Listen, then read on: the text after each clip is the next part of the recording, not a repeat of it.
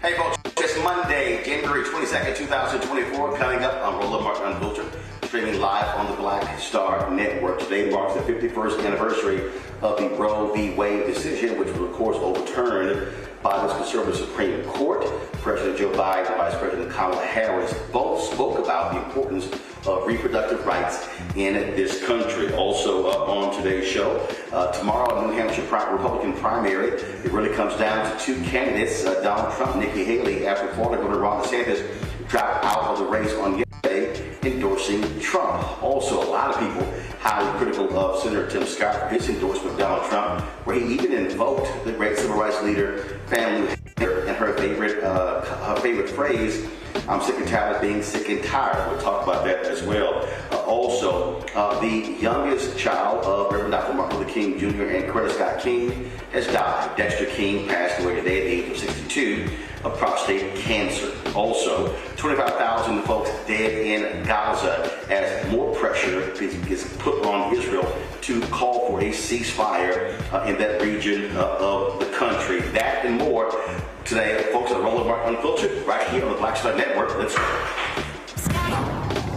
Whatever the piss, he's on it. Whatever it is, he's got the scoop, the fact, the find. And when it breaks, he's right on time and it's rolling. Best believe he's knowing.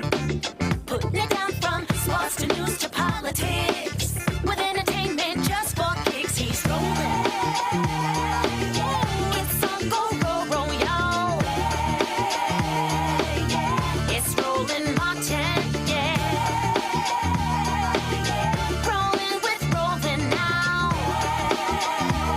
He's funk, he's fresh, he's real, the best, you know he's Roland Martin now.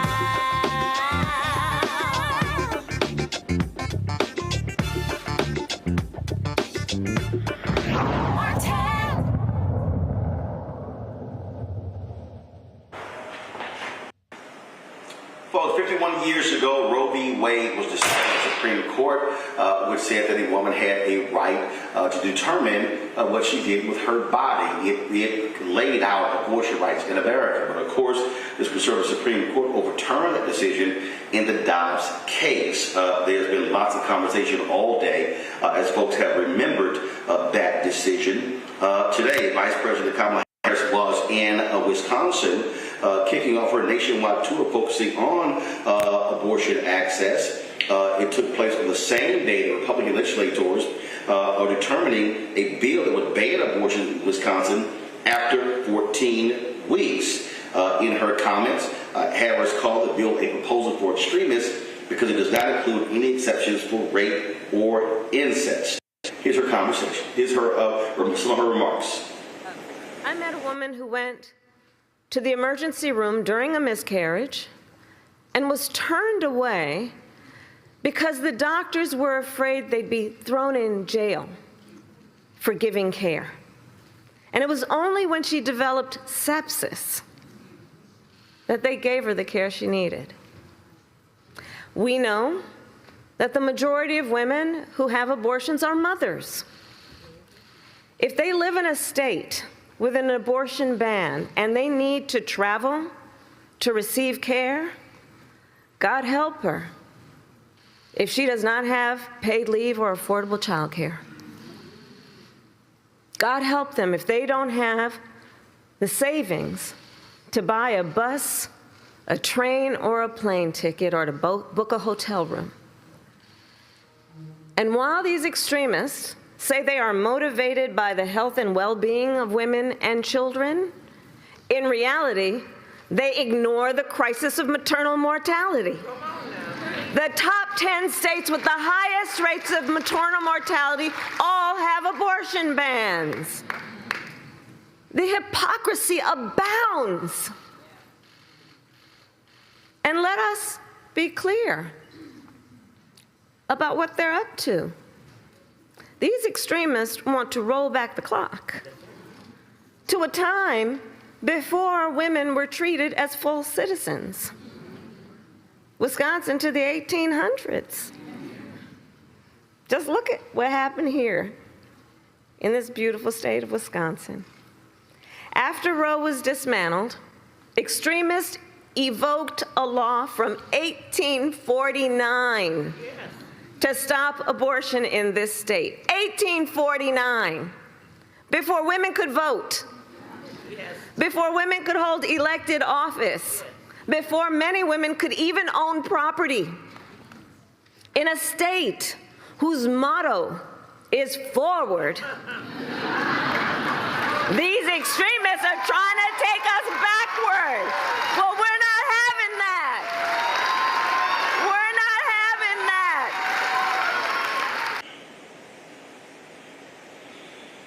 All right, folks. Joining me right now is Dexter. She's a spokesperson for Planned Parenthood. She joins me from D.C. Glad to have you here on the show. We have seen how this issue remains potent when it comes to elections across this country. Even last week, Kayleigh McEnany on Fox News talked about how Republicans, conservatives, have lost every ballot measure. Do you see this as being strong in this 2024 election as it was in the 2022 midterms? Yes, we absolutely do. I mean, abortion is on the ballot in 2024. We have as many as 10 states that we have voters to give enough signatures to qualify for the ballot, or legislatures have referred initiatives all to protect abortion access. And as you mentioned, in 2022 and in 2023 with Ohio, so far we've seen 7 abortion-related ballot measures all come out in the side of abortion rights. This is an issue that motivates voters. People care about this, and when you ask them directly, they will vote for their freedom every single time. And when you talk about for the freedom, again, we see significant numbers. We saw in Kansas, a lot of times called a red state. We saw it in Ohio as well. And you have Republicans who are desperately trying to keep this off of the ballot in November because they do not want to drive turnout in these 10 states. Yeah, that's absolutely right. I mean, that's why we talk about this as a democracy issue. We saw it in Ohio last year where the entire state government was against the ballot initiative there. They tried to do everything. They spread disinformation. They tried to have another election in August prior to the November election to make it even harder to get to the 50%, to get to 60% instead. And we're seeing those same tactics used in states like Montana, where the AG just, is trying to disqualify that effort there. In Florida, the AG is also trying to disqualify that effort, which has already gotten the number of signatures necessary. So this is really a democracy issue. They are trying to thwart democracy by targeting abortion rights, and this is going to have repercussions beyond just our reproductive freedom.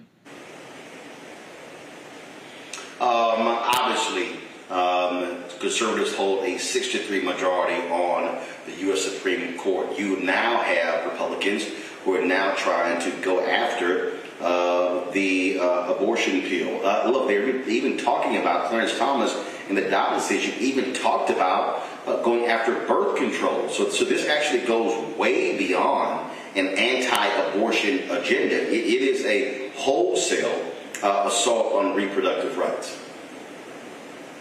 Yes, it absolutely is, and it's scary, but we always knew that the anti-abortion movement weren't going to stop with just Roe v. Wade. They want to fully control what people do. They want to control when, how, and if you're able to have a child, and that, like you said, includes contraception. It includes things like IVF. So people who want families, they're attacking their ability to do that, and of course, abortion. So we need to fight on all levers and really raise the alarm, because people, I think, did not really believe that Roe v. Wade was going to be overturned, and now they're not believing that they're coming for more than just abortion rights. They're coming for our ability to control our entire bodies, our lives, and our futures. One of the things that we're also looking at is obviously this impact on women voters, but also specifically Black women. What is Planned Parenthood's focus in terms of driving Black women to the polls, especially younger Black women, where President Joe Biden, Vice President Kamala Harris, looking at polling numbers, they are extremely soft. How are you going to message to them? How are you going to market to them? How are you going to focus on getting them to the polls? Yeah, no, absolutely. I mean, Black women are often the most impacted by these draconian policies. We know that. We've seen that in states across the country. And so they're a priority. And we also know that Black women are often the ones who save democracy. They're the ones that the Democratic Party relies on. But at the same time, they don't put in the effort to really cater to their needs and to center them when we talk about these issues. So at Planned Parenthood, that's something that we're working to do. We're working to center the voices of Black people. We're going to be launching a Black Health Equity Initiative very soon. So, Black women know that Planned Parenthood is a place where they can come and get their health care. And we're going to translate that support into voters, into people who can show up and vote for their rights at the ballot box in states across the country. Because you're right, Black women are going to be a critical piece of this. And it's important that we put them first, put people like me first in this fight, because we're the ones who are most impacted. And we're the ones who already have the hardest time getting the health care that we need, whether it's abortion care or something else. All right, then, Deontay Metzger. We sure appreciate it. Thanks a lot. Thank you. Folks, when we come back, we'll chat with our panel about this issue as well as other news of the day. You're watching Roland Martin Unfiltered right here on the Black Star Network. Back in a moment. Hatred on the streets, a horrific scene, a white nationalist rally that descended into deadly violence. White people are losing their damn minds. As an angry pro-Trump mob storms the U.S. Capitol, We're about to see the rise of what I call white minority resistance. We have seen white folks in this country who simply cannot tolerate black folks voting. I think what we're seeing is the inevitable result of violent denial. This is part of American history. Every time that people of color have made progress, whether real or symbolic, there has been what Carol Anderson at Emory University calls white rage as a backlash. This is the rise of the Proud Boys and the Boogaloo Boys. America, there's going to be more of this. Here's all the Proud Boys, guys. This country is getting increasingly racist in its behaviors and its attitudes because of the fear of white people. The fear that they're taking our jobs, they're taking our resources, they're taking our women. This is white fear.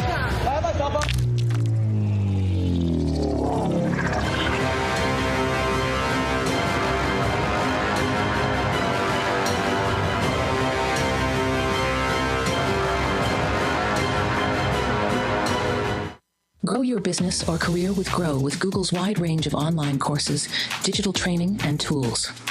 Gain in-demand job skills with flexible online training programs designed to put you on the fast track to jobs in high-growth fields. No experience is necessary. Learn at your own pace. Complete the online certificate program on your own terms. Stand out to employers, get on a path to in-demand jobs, and connect with top employers who are currently hiring. Take one professional career certificate program or all 6. Earn a Google Career Certificate to prepare for a job in a high-growth field like data analytics, project management, UX design, cybersecurity, and more. All professional career certificate programs must be completed by December 31st, 2024. Scan the QR code to complete the application.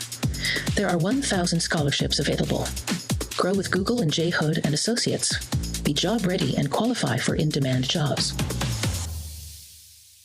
When you talk about blackness and what happens in black culture, we're about covering these things that matter to us, speaking to our issues and concerns. This is a genuine people-powered movement. There's a lot of stuff that we're not getting. You get it, and you spread the word. We wish to plead our own cause.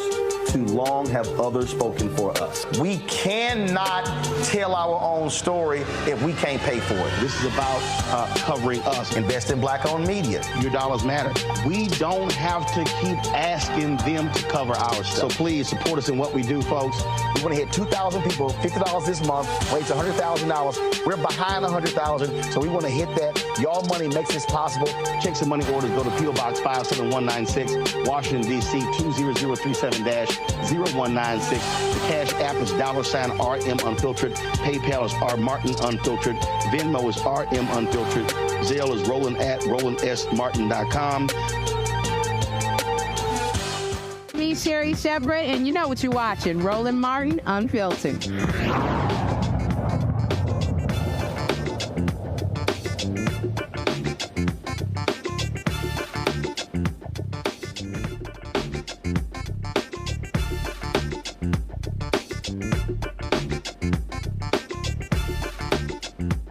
Let's go.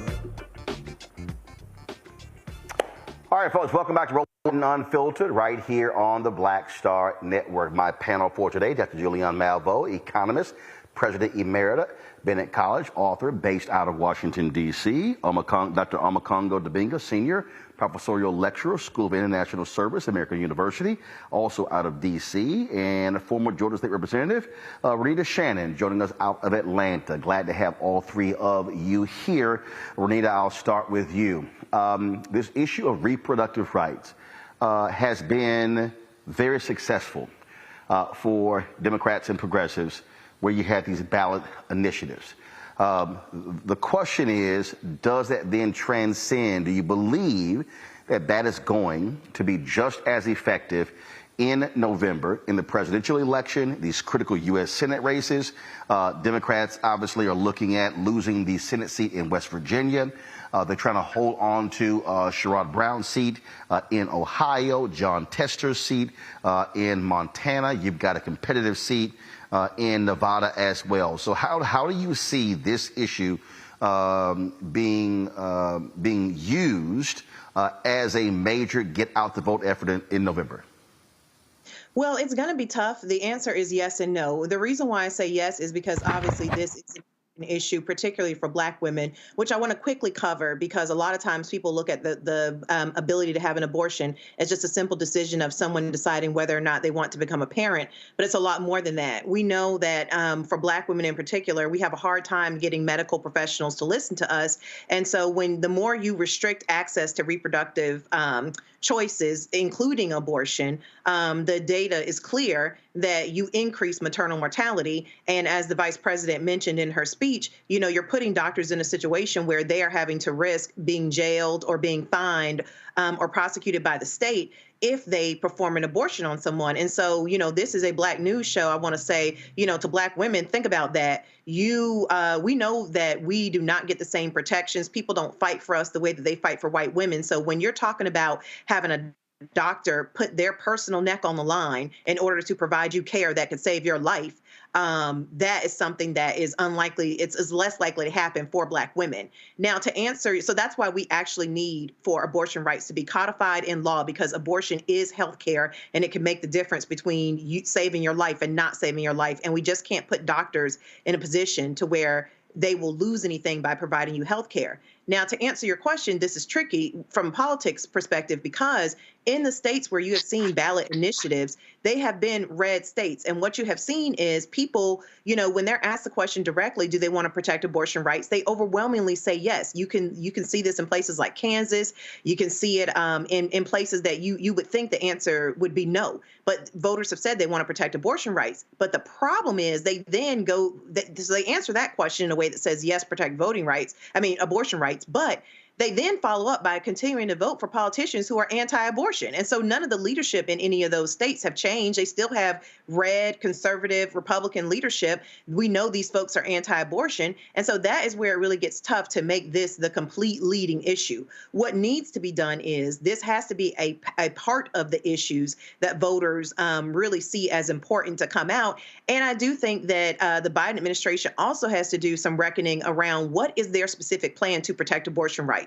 Because we all remember that in the beginning of the president's term, we Democrats had both the presidency, the House, and the Senate, and nothing. And the Biden administration was not able to actually just pass law codifying abortion rights and reproductive freedom, which is what we need. So we need a specific plan as to what the president is going to do around that doesn't devolve into, well, Joe Manchin and Kyrsten Sinema won't let me touch the filibuster so I can move my agenda. Well, I'll be honest, Julianne. I don't think this was an issue in terms of Biden and Harris not being able to get it codified. Let me just be frank. I think the problem is progressives and Democrats never thought the Supreme Court was going to do this. Now, here's what's crazy to me. The right was saying and yelling, we're putting people who are very strongly anti-abortion on the Supreme Court. That was always their deal. And so when this happened, I'm looking at Democrats and progressives and I'm going, what do you think was going to happen? And there were people who literally said, we never thought this was going to happen. And I'm going, but they told you. So So it's sort of like, to me, it's crazy to listen to any Democrat say we're shocked this happened when they told you this is what they were going to do. You know, I don't think we took our eyes off the prize. As soon as even before those three justices, the 45 three justices were confirmed, who all perjured themselves in their confirmation hearings. But as soon as they were confirmed, we should have known this was going to happen. But, of course, they were asked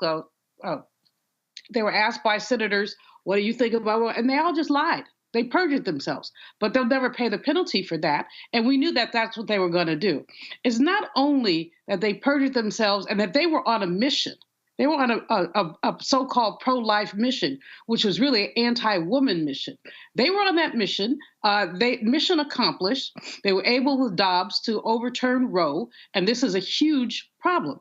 Beyond that, what they've done is they've weaponized pregnancy. So in Ohio, Brittany Watts, African-American woman, pregnant, passing blood clots, was told she had to go to the hospital. The doctor could not help her. She went to the hospital.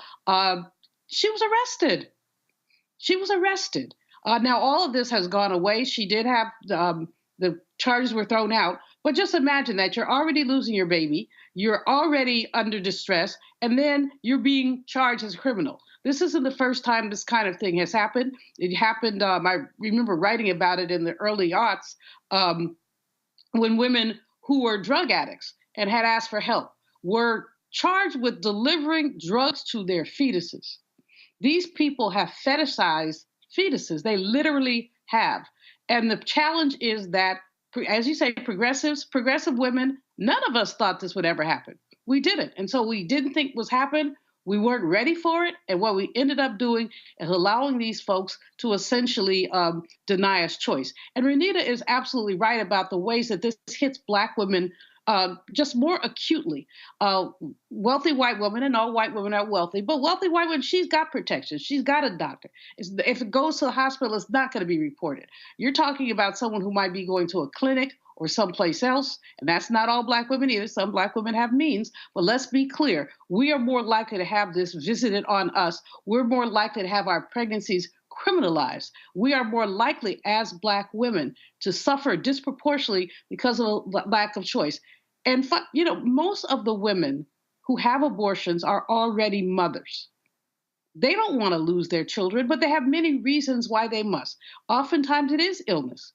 Because again, Renita is absolutely right, and we see this in the case of someone like a Serena Williams, wealthy as she want to be, but not being heard in the point of pregnancy.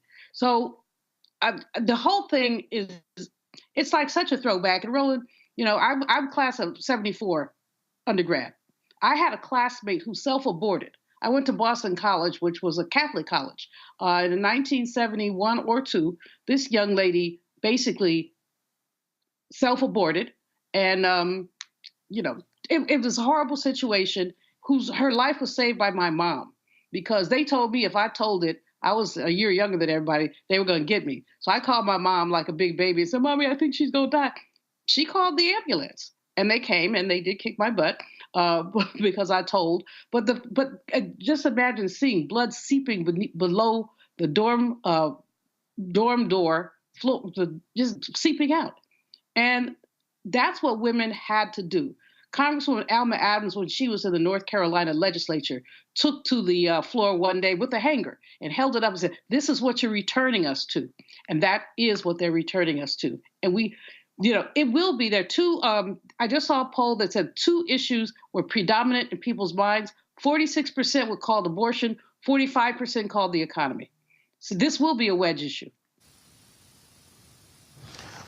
The thing here, if there is a lesson here, Omekongo, I really believe the lesson is for progressives, Democrats, liberals, is to understand this: the power of the courts.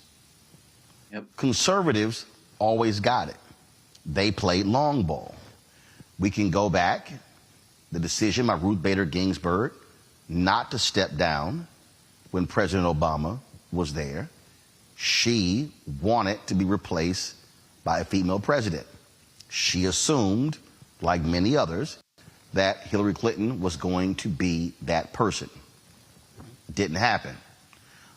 You see, when Anthony Kennedy chose to step down under Trump, handpicked his replacement, Brett Kavanaugh.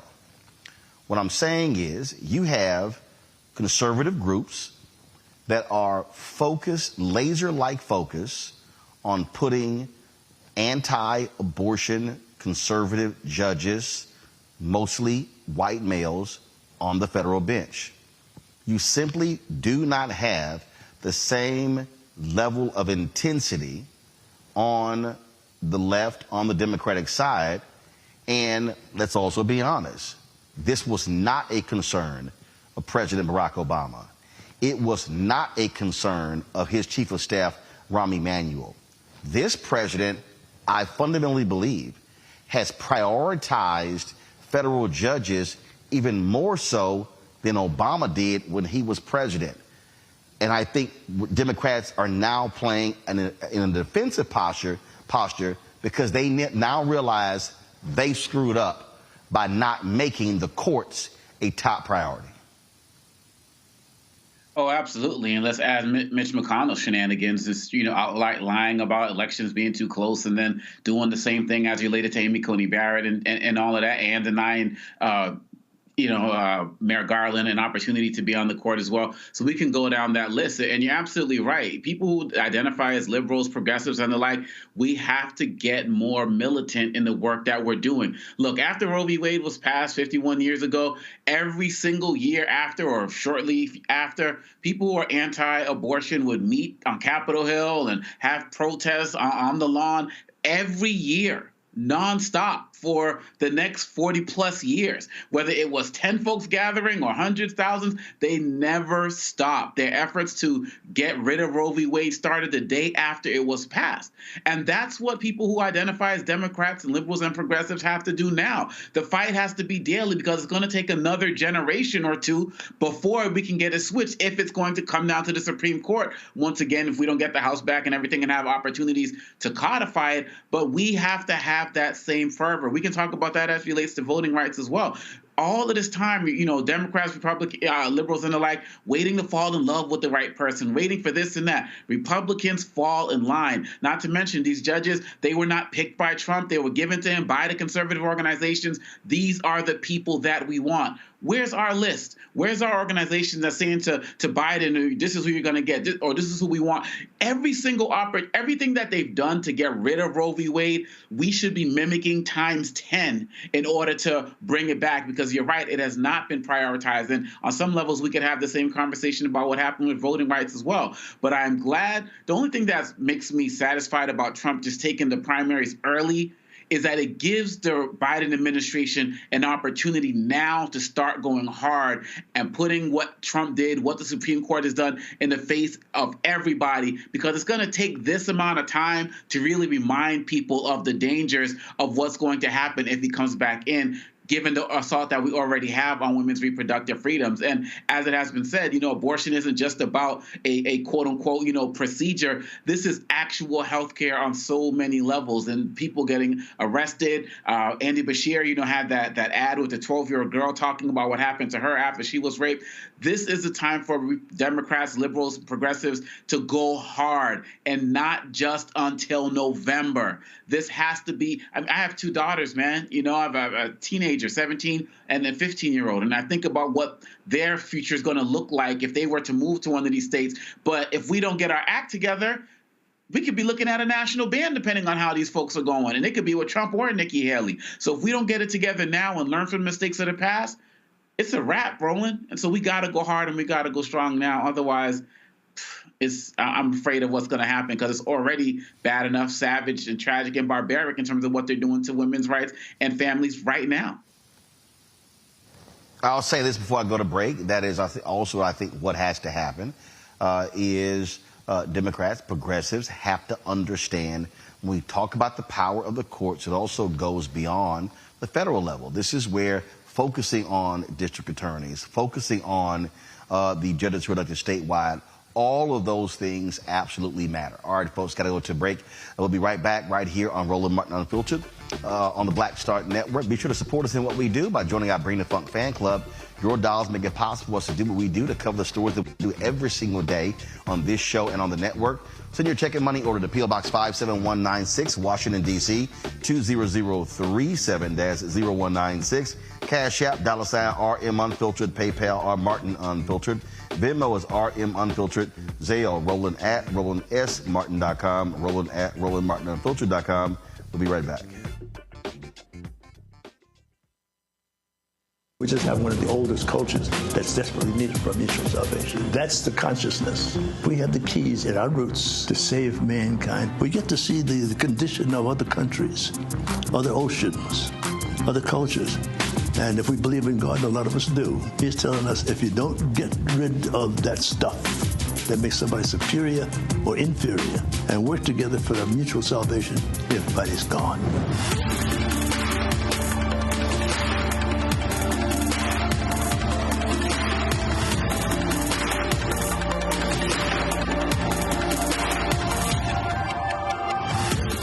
Next on The Frequency, we're talking about racism. My guest, Danica Moore, comes on to discuss her fight against racism that she and her daughter face. The thing about racism, you can't outrun it, you can't control it, you can't predict when it's going to happen to you or your seed. She's also going to give us solutions on how to handle the situation. That's here on The Frequency on the Black Star Network. Next, on the Black Table with me, Dr. Greg Carr, author Dr. Maribel Mori, on her astounding and enlightening new book, White Philanthropy, a history we're betting you've never heard before. Don't miss an eye-opening episode of the Black Table, only on Black Star Network. What's good, y'all? This is Doug E. Fresh, and you're watching my brother Roland Martin Unfiltered as we go a little something like this. Hit it. It's real.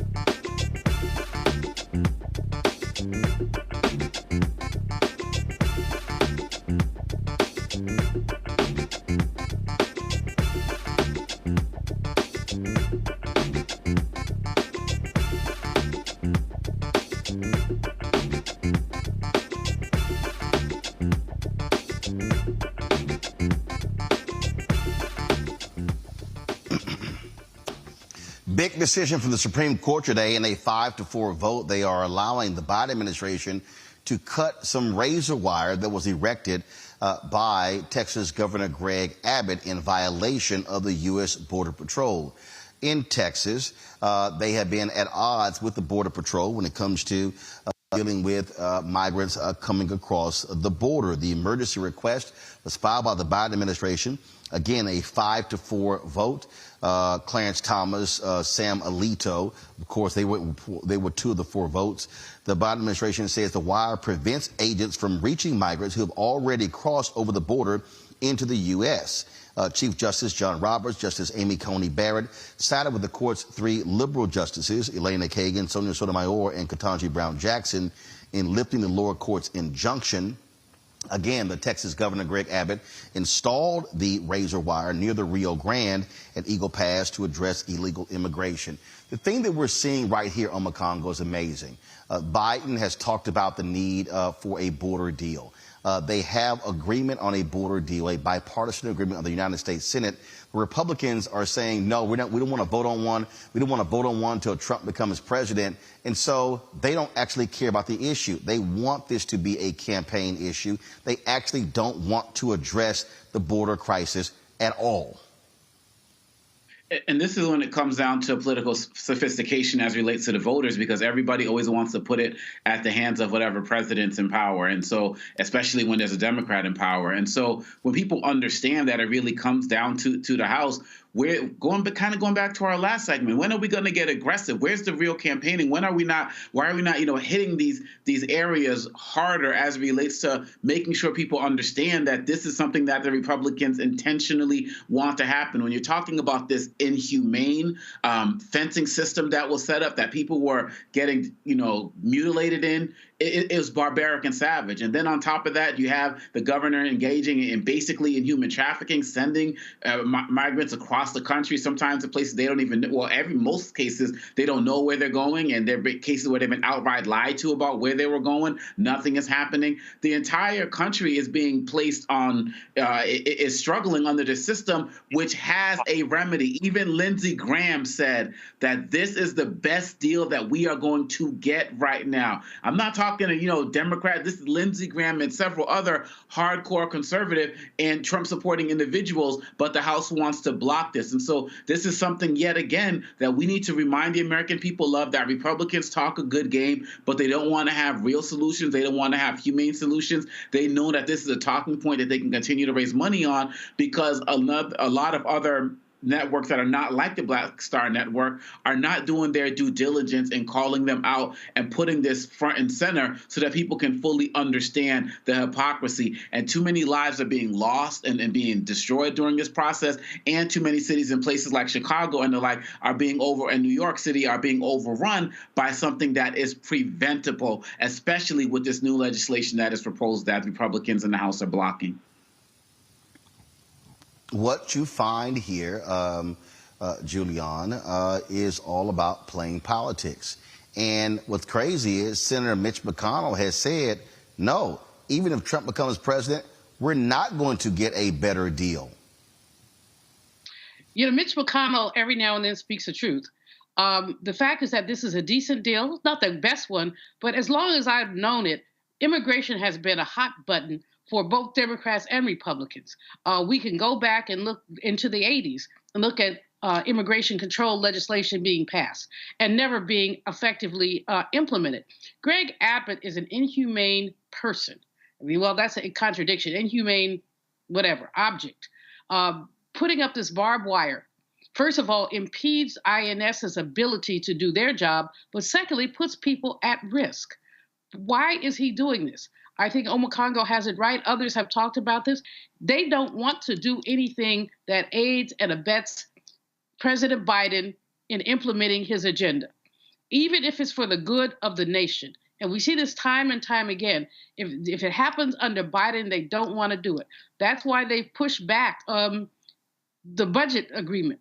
They pushed back to March. Well, pushing it back to March isn't going to change anything if they want to basically stop social benefits is what they want to do. That little slice of Republicans, those the Marjorie Taylor Greens of the world, I forget what they call themselves.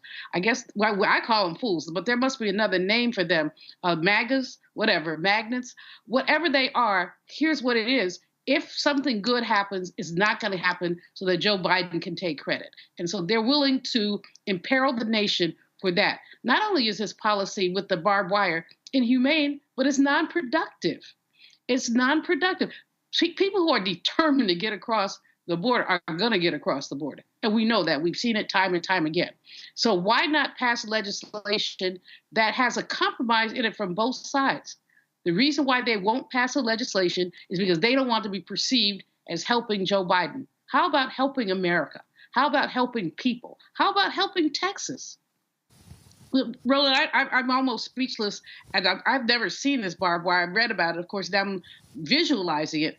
Again, this is not only inhumane, but it doesn't move us on immigration reform that we've been stuck on since the late 80s. We've been stuck on this stuff for a very long time. But the thing here, Renita, is this here. We have had a border crisis for decades. This literally is not new. Ronald Reagan was president and actually signed an amnesty bill into law. And so there's this idea that, oh, there is this one fix for the border is simply illogical. And also, when people talk about build the wall, I don't think people even remotely understand how many miles of the U.S. border exist with Mexico. Okay, people have no idea if you actually look at the numbers. I've seen some reports estimated some 900 miles. Also, part of the problem is how land is there. It's hard to even ascertain what side is Mexico and what side is the United States. And in a lot of those places, you can't even construct a wall. And so you have to have a much more comprehensive approach to this issue than what we've seen thus far.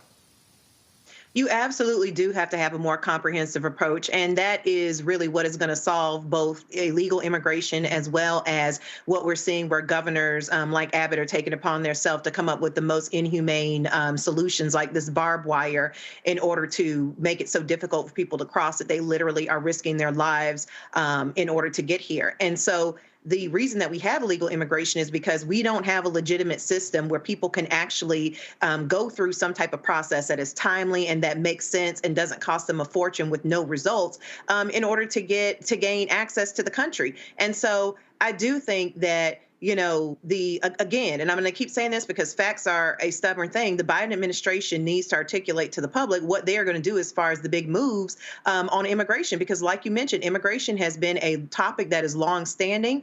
And Dr. Malveaux is absolutely correct when she says they're absolutely not going to do, Republicans aren't going to do anything right now because they have the power to stop, you know, the president from getting anything done. And that is just playing politics. So the answer that we all need, what we need to hear from the Biden administration is, what will you do next time if you get power back? Because when we had the House, the Senate, and the presidency, we did not see large moves from the Biden administration on this or abortion, as we were just talking about, in order to fix these issues. And so we need to know what is going to be the plan, and a plan that you're actually willing to move forward. Because at this point, absolutely not. The Republicans, the last thing they would do is give the president anything large to be able to campaign on. And that's why they're going to stymie any bill or anything that comes up that could give the president one more thing to campaign on. So the total border, the total length of the border between U.S. and Mexico, 1,933 miles. You've got some 700 miles of border barriers. And so you're talking about 1,200 miles still left. And so, and let me also remind people, Donald Trump said that he was going to build a wall and Mexico was going to pay for it. I don't think their check cleared. They didn't pay for a thing. He was lying, just like he's always lying. All right, folks, gotta go to a break. We'll be right back. Roland Martin Unfiltered right here on the Black Star Network. On the next Get Wealthy with me, Deborah Owens, America's Wealth Coach, Nurses are the backbone of the healthcare industry, and yet only 7% of them are Black. What's the reason for that low number? Well, a lack of opportunities and growth in their profession. Joining us on the next Get Wealthy is Needy Bartanilli. She's going to be sharing exactly what nurses need to do and what approach they need to take ownership of their success. So the Black Nurse Collaborative really spawned from a place and a desire to create opportunities to uplift each other, those of us in the profession, to also look and reach back and create pipelines and opportunities for other nurses like us. That's right here on Get Wealthy, only on Black Star Network.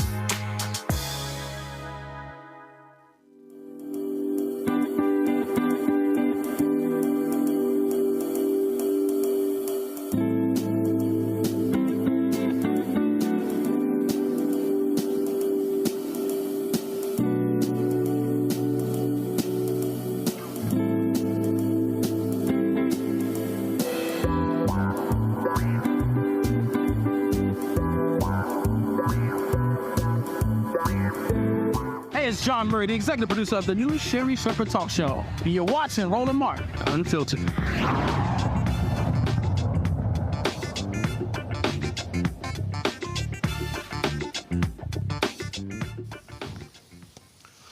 All right, folks, if you looked at different other shows and radio shows, you see all of this sort of back and forth about is Biden going to run? Is Biden going to run? Folks, will y'all stop and wake up? Joe Biden is running for re-election. Okay? Ain't nobody else coming. It's going to be Joe Biden running for re-election. And Kamala Harris is going to be his running mate. I don't understand, Amakongo, why people keep insisting on having these fake conversations, because they are going to be the Democratic nominees. That's who's on the ballot. People also, I don't think, even remotely understand what it requires to even get access to the ballot. And so it ain't changing. It's going to be those two. So I say, Democrats, shut up, stop wasting time with the conversation, and just recognize that's who is going to be, that's what it's going to boil down to. Deal with it. I mean, come on. I mean, like, get in line and get with the program. I mean, while at the same time this is happening, Roland, Republicans are falling, tripping over themselves, lining up behind Trump. Burgum, Scott, all of these guys. And I do believe that if when Nikki Haley drops out, she's going to end up endorsing him too. They don't care. They are falling in line. All the people who condemn them and critique them, with the exception of Christie, this is what they're doing. And on top of that, we have to understand that you got this no-name party out there, no labels party out there, I should say, that's looking for a third-party candidate that's also going to play spoiler in some way, shape, or form. And maybe it'll be spoiler for Biden or Trump, depending on who the candidate is. But Democrats need to come to the reality that nothing's going to change. Biden is our nominee. I mean, like you said, what else do you need? They're putting out campaign ads. I'm Joe Biden. I approve these messages. All these ads that are trolling Trump, some incredible ads, I must say. Look at Vice President Harris today in terms of her comments there. They're acting, walking, talking like political candidates, like Democrat candidates for president. If we don't start getting in line now and start playing these games, because we're still acting like it's all good, like they're like, Trump maybe he can't win. The longer we take to get on board with Biden and his agenda, and again, of course, as challenge it, critique it, that's what we do, and that's what I mean. But when it comes down to it, man, it really comes down to not comparing him to the almighty, but like he says, comparing him to the alternative. And in this election, democracy is on the line in every way, shape, and form. So all of y'all who just think that it's going to be somebody else, I don't know who y'all are talking about. But this is reality check time. This is gut check time, because the Republicans, they are only getting, we can call Trump everything we want, but they are getting stronger as a party right now as they start to gather around Trump for their nominee. And we need to stop playing these games before it's too late. And oh my God, Renita, I really wish these idiots would stop. These idiots on the Fox News and other places, that idiot Roger Stone, oh my goodness, the plan is to slap Michelle Obama. I keep telling these people, I've heard it come out of her mouth. Michelle Obama hates politics. She ain't running for nothing, and is definitely not going to be president. It's pretty obvious that the former first lady hated politics because she was it seemed like she only talked when she really needed to talk. You can tell she's somebody who did not really particularly enjoy politics. And I think even since President Obama left the presidency, I think that we've even gotten quotes from Michelle saying that, you know, there was a lot she resents that there was a lot she couldn't say when President Obama was president. So, I mean, this is definitely not a person who is itching to get into politics. But beyond that, I think that this is just really a case of misinformation, disinformation meant to sow, to mess with the votes on the left. Because, you know, at the end of the day, I firmly believe that anyone who wants to run has the right to run, but there is nothing to indicate that President Biden is not going to run for re-election. He's already started running. I mean, he's literally setting up apparatuses in different states. He's already contacted people in Georgia to get his campaign going. So, I mean, he's already running. So I don't understand putting out information saying that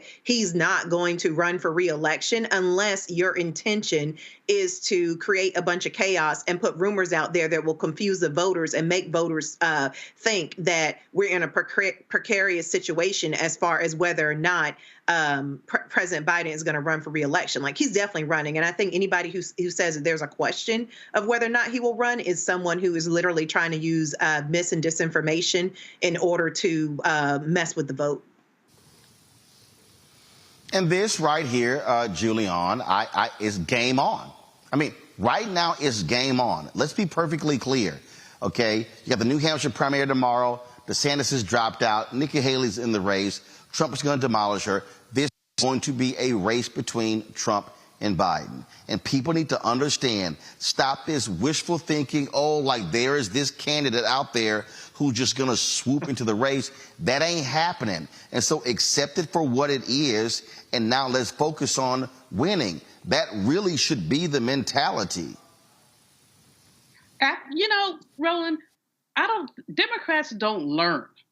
I mean, we had this kind of inter-party BS in 2016. People couldn't vote for Hillary because they didn't like her. People, people were looking for plastic Jesus. In other words, a magic candidate. Well, there's not going to be one. And there's not going to be one this time around either. It is Trump and Biden. Trump and Biden, that's what it is. And the age difference is not significant. Nikki Haley is running around talking about age. She says the American people don't want a rematch. Well, that's what they're going to get. The process, one of the things that people forget, I'm speaking to my brother Cornel West here indirectly, and as well as Marianne Williamson and some of them other ones.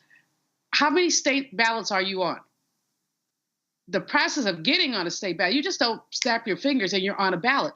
This is a multi-month period. Often it requires a collecting of signatures. It requires other things. So if you were going to be a third-party candidate, independent candidate, you probably should have started a couple months ago, or at least a month ago. So nothing is going to emerge but what we have.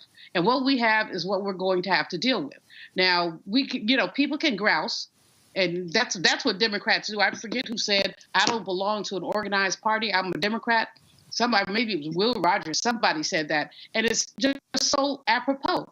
Democrats don't get their act together while Republicans do. And look at them. I mean, DeSantis was very ugly toward Trump. But then at the end, I'm going to endorse you. Trump was very gracious toward him. Who knew he had it in him? Tim Scott has come around. It's like, and then there were two. And then there were two. And so for folks to expect anything else is to basically be delusional, simply delusional. I'm going to bring in here Tamia Booker. Tamia is founder and managing director of T. Booker Strategies. Tamia, look, when you look at what's happening on the Republican side, I mean, yeah, it's down to Trump, Nikki Haley. Bottom line is he's going to crush her. Hell, you've got Senator Tim Scott of South Carolina endorsing Trump over Haley, North Carolina governor. Congresswoman Nancy Mace endorsing Trump over Haley in South Carolina. Frankly, if you're Nikki Haley and you don't win your home state, it's over. That's correct. And so tomorrow's really critical for her, too. Trump is leading her by double digits. She may be trying to peel off some of the Christie voters who will not vote for Trump. But if she can't carry her home state, it's going to be very difficult for her to be able to keep going in this race. And so she said after Iowa was a two-person race, and she was right when DeSantis dropped. But after tomorrow is going to be a real critical moment for her. If she gets trounced tomorrow, then she really needs to make a decision on what she's going to do. And given her comments over the last couple of days and losing the support of a senator in her state, I don't know what the pathway looks like for her after tomorrow. And with that said, I think what this also does is it frankly changes the whole deal. So now from a media standpoint, everything is not just covering all the different movements over there. It's really now breaking this thing down to the two candidates, a repeat of 2020. I personally think that's actually better for Biden, Harris against Trump, because what happens is you now have a binary choice. It's now down to those two, and for every crazy statement that Trump makes, people now have to see that in terms of from a general election perspective versus a Republican primary. Exactly, and it takes the time for them to tear each other apart. And President Biden and the vice president, they can just campaign and talk about the things that they're doing, and they can continue going on. Right, today is the anniversary of Roe versus Wade, and the vice president was in Wisconsin talking about legislation that the Republicans were putting forward to ban abortions, while Nikki Haley and Donald Trump were just throwing punches at each other, right? It's such a contrast where they can continue to go across the country and talk about what they're doing to protect the American people. The two of them can just keep fighting each other back and forth.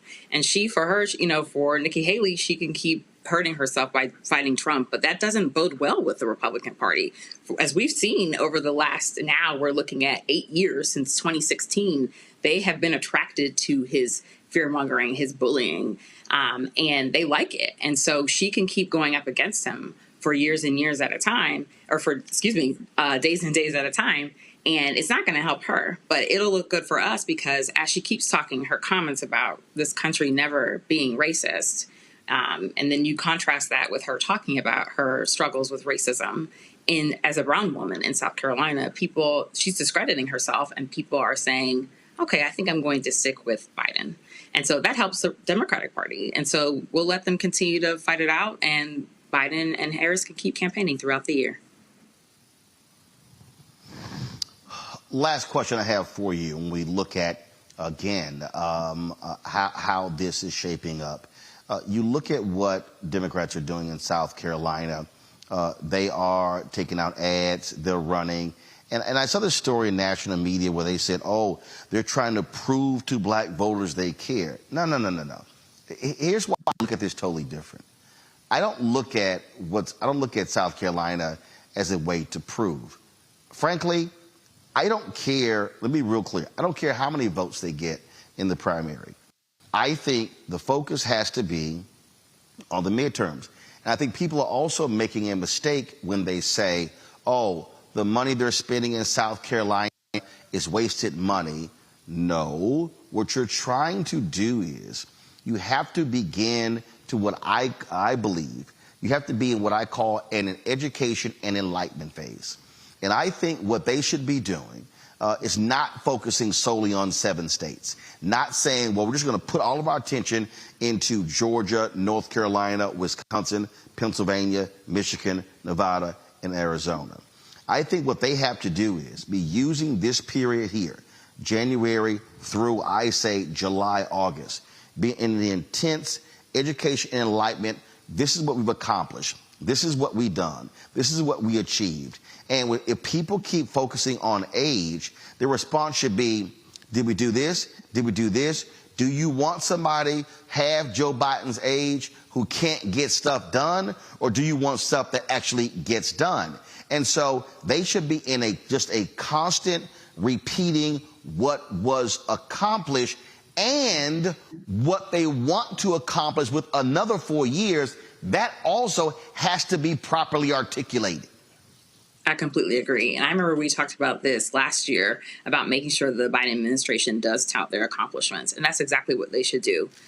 The campaign strategy, they will always focus on battleground states. And that's something that the pundits always like to talk about. But to your point, that's not the whole country. You have to still campaign everywhere and tell everybody what's happening, because when you are actually presiding as an administration, you are not only helping people in those battleground states, you are helping the United States. So if they are talking to people in South Carolina, then they are talking to people in South Carolina as they are talking to people in New Jersey, as they are talking to people in Minnesota. And I'm naming non-battleground states for that exact reason, because when we're talking about policies that impact people, we're talking about them in all states. And so when you're talking about trying to persuade people, which happens later in the year, to your point, then yes, that strategy does change, but that doesn't mean you ignore all voters. But no, you should absolutely make sure that you're educating everybody on what the administration has done to impact everyone. When I worked in the Obama administration and we worked on the Affordable Care Act, we were helping Americans get health insurance all over the country. And when we campaigned in the beginning, we talked about making sure Americans had health care and they were able to have health insurance. And that's what we wanted to do. When we were able to elect President Obama, and then when the Affordable Care Act was passed, we were able to enroll Americans all over the United States in health insurance. And that's exactly what that needs to happen here, right? When you're campaigning, you're talking to everybody, not just certain people in certain states. So if people want to know why or think it's pandering, that's not the case. You're supposed to talk to all Americans, because then the counter is, why aren't they talking to me? And that's not the case here. So it's important that the administration is talking to everybody. It's important that the vice president is talking to voters in Wisconsin about what's happening to them. It's important that they're all in Virginia tomorrow to talk about reproductive health and the consequences that can happen in Virginia. So that's exactly why they need to make sure they're traveling everywhere and talking to everybody. Here's a perfect example, Renita. I saw this tweet from Tennessee Senator Marsha Blackburn talking about how America, we're no longer energy dependent, how we're falling down. And there was a brutal fact check on Twitter that said, no, America actually is producing more oil than we've ever produced beforehand, how our production outpaces other countries. But that's what you see. And to me, they have to be hammering back every single moment against stuff like that, saying our policies are the reason why gas prices are staying down, hitting folks, even now, how inflation is dropping. You've got Steve Schwarzman, big-time Republican donor, CEO of BlackRock, who said, we think the Fed has it wrong. We believe inflation is already below 2%. Okay, big-time Republican. Guess what? Now, and the others can't yell how high inflation is. And they should be saying the Inflation Reduction Act actually made that possible. That really has to be, I think, the constant mindset. It has to be the hammering every day of what was accomplished, what was done, and how the policies that we passed made all of that possible. Well, to your point, and I can say this as the only person on this panel who has had to campaign to voters and who has been elected, voters are very good at looking at your record and separating what you are telling them versus what they can literally just look up and see if you're telling the truth and see if you're walking the walk or if your walk is matching your talk. And so we are long gone are the days where, you had to listen to whatever your politician told you and you had to just take it as fact. People can actually look up and see if you're telling the truth. You always have to run on the record that you created. And so this is not just advice for the right. This is also for the left. Whatever you've done, good or bad, you're going to have some explaining to do to voters. And so I think that is a lesson for both Democrats and Republicans in this upcoming election cycle, is that voters know when you're being authentic. They know when you are campaigning on what you say you've done and if you actually have done that. And they also will critique you on whether or not you performed on the priorities that they have in order to get their vote. Because make no mistake about it, and a lot of times this is talked about, on this show, is a lot of talking about there being two choices. But no, people are willing to not vote. That is a third choice that no one ever talks about. And as much as we would not want people to do that, and we feel like everyone should participate in democracy, voters are more than willing to just say, if I don't see myself reflected in a candidate or on this ballot, I will just stay home, especially with how difficult they are making it in certain states for people to even be able to access the vote. So I think that everybody has got to get hip to the new reality, which is don't come out and say things like the example you gave, Roland, that are not actually true, because people will just fact check you on it. Well, and I think that to Mia, then we'll go to Julian, then I'm a Congo, that again, you make a mistake if you assume people know. And I think it's a matter of connecting the dots, making it clear that project, we made it possible. That project, we made it possible. That bridge you travel over every single day that has been repaired, our dollars made that possible. You have to take ownership. You have to brag. Frankly, you got to do what Trump did. He took credit for crap he didn't even do. They can take credit, and they've got the record to back it up. I just don't think Democrats are forceful enough to do that. I mean, even before Donald Trump, there was a thing we called in Texas Graham standing, where Senator Phil Graham would vote against bills, yet when the thing was passed, would issue a press release outing the money that was coming to Texas. And he voted against the thing. And so you got to, look, yeah, own the bad stuff, but guess what? If I did some good stuff, I'm telling everybody what I did. Exactly. And I think Republicans in Congress just did that last year with the Inflation Reduction Act. They were out here saying that they voted for it when most of them voted against it. So I think that you're right. It's very important that we take credit when we do great things, and Democrats need to do more of that. And I think we tend to say that we did something and move on to the next thing and get right back to work, but not really own that and remind people. Everyone is busy and operating in their silos sometimes, but it's really connecting those dots. Like you said, brag here, connect the bridge, connect the student loan forgiveness, connect all of those things, connect the voting rights, connect the abortion protections, connect all of that, and say it over and over again. What I learned when I was first in politics as super effective is that when you're trying to get people to vote for you, or you're trying to get people to just go out and vote, when they're annoyed because they've heard it enough and they're like, I've heard it, I got it, it's election day is this date and I have to go here, that's when you know you've done a good job, because they feel saturated to the point that they've got it, it's off the top of their head, and they know what to do. And we need to implement those exact same strategies when it comes to talking about what the administration has done for people in their neighborhoods and in different communities, because people need to actually know what has happened. And to your point, Trump made sure he held up a lot of things to make sure that he was able to take credit for the things that he said that he did, even though he didn't do that. And this administration needs to do the same thing. Julian.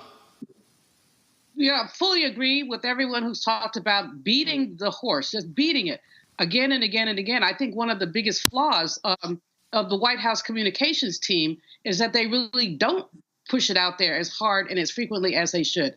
So that I talk to young people who don't get, I mean, I talked to a little brother a couple days ago. He says, well, Biden didn't do student loan forgiveness.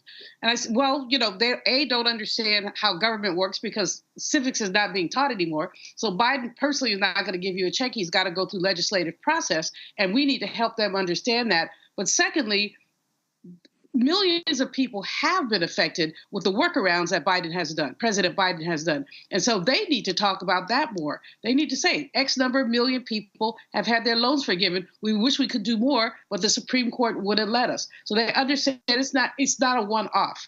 And there's so many other things like that. There's a thing going on now where if the little man who's a speaker, forgot his name already, Mike Johnson from Louisiana, if he has his way in terms of pushing back and cutting out budget, one of the things on the table, Roland, is that people will have to go in person for an interview to get food stamps. Go in person. Now, that was always a requirement, but it was lifted during COVID, and they found there was no more fraud. Nothing bad happened because people did not have to go in person. But now either you have to go in person or you have to be available for a random phone call. What is a random phone call? They could call you anytime. And if you're not there, they could cut off your food stamps.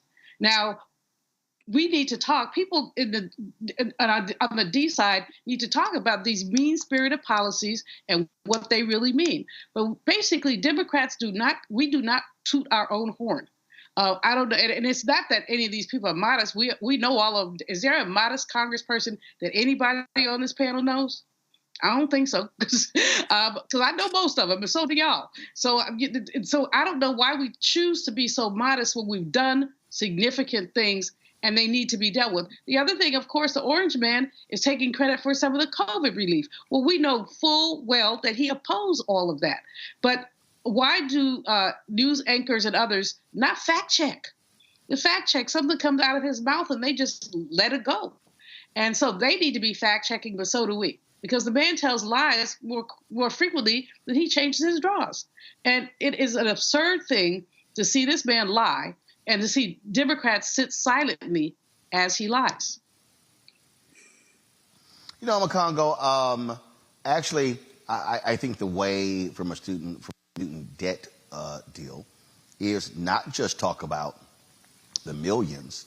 I think, and again, to me, that this is an ad. This is on social. Here's how you do it. You literally have the person stand there and they say, Joe Biden, thank you. Mm-hmm. Next one, Kamala Harris, thank you. Next one, President Biden, thank you. Next one, Vice President Harris, thank you. And you see the person, you see their name, you see how much student loan debt was forgiven. And all of a sudden, and you drop it. My whole deal is I ain't speaking nowhere unless I got 5 people sitting in the audience who had their student loan debt canceled. We're talking about 3.9 million Americans, $140 billion. And so every place I go, I'm doing it. I'm putting a name to the face at every single deal. I'm not just talking in these general terms. Absolutely. And they absolutely have to do work like that. And in addition to that, a lot of these super PACs, who are out there putting out all these ads for Trump, or where on the Democratic side, I see the Lincoln Project, which is founded by former Republicans, doing more anti-Trump stuff than some of the Democrat super PACs out there. They also could be putting these types of ads together for the Biden administration. But you're absolutely right. The Biden administration needs to take the lead on that. And while they're at it, they can also have people out there talking about the diabetes medication and all of those types of issues as it relates to the, the insulin being dropped. They can come up with so many campaigns of real people who have real life experiences of what Biden is doing now, not projects that may start 10, 15 years down the road. Those are great, but there are real changes happening now, and people need to speak up. And one other thing I want to say is that this is also the time that the Biden administration needs to get in front and get on Black-owned media and Black spaces on a regular basis. One of the things that helped Trump win is that he would call up freaking AM stations, man, and just talk to anybody. And people would circulate that stuff because a president or presidential candidate called them and hyped them up. They need to do that. Biden needs to be here. Vice President Harris needs to be here. Other areas that target Black people as well, even if they're not Black-owned, they need to do that. But specifically, need to come here because Biden and Kamala Harris, they still have the largest bully pulpit. Today, because of that speech that she gave in the networks I was listening to before the show, it was the first time the stories weren't dominated by Trump because Vice President Harris was out there crushing it. And so I'm hearing her voice again. They need to dominate that as well, and that's also going to help them get their message out. But come to the Black Star Network, y'all. All right, folks, hold tight 1 second. Going to a break. We'll be right back on the Black Star Network. I am here at the Grove 23, which is the private golf club of Michael Jordan. I'm a guest of Gary Sheffield, former Major League Baseball star, and so had an opportunity to enjoy today. So glad to be here in one of their villas, and so I appreciate the great hospitality of the folks here at the Grove 23, so we appreciate that. Michael Jordan, had an opportunity to see him earlier today after we finished our round. Folks, you want to support us, what we do, please join the Black Star Network. Send your check and money order to P.O. Box 57196, Washington, D.C., 20037, that's 096. Cash App is $RM Unfiltered. PayPal are Martin Unfiltered. Venmo is RM Unfiltered. Zelle, Roland at RolandSMartin.com. Roland at RolandMartinUnfiltered.com. Don't forget, you can also you can also download the Black Star Network app, Apple phone, Android phone, Apple TV, Android TV, Roku, Amazon Fire TV, Xbox One, Samsung Smart TV, and should get a copy of my book, White Fear, How the Browning of America is Making White Folks Lose Their Minds. Available on bookstores everywhere. You can also download the audio version on Audible as well. Folks, we'll be right back in Florida.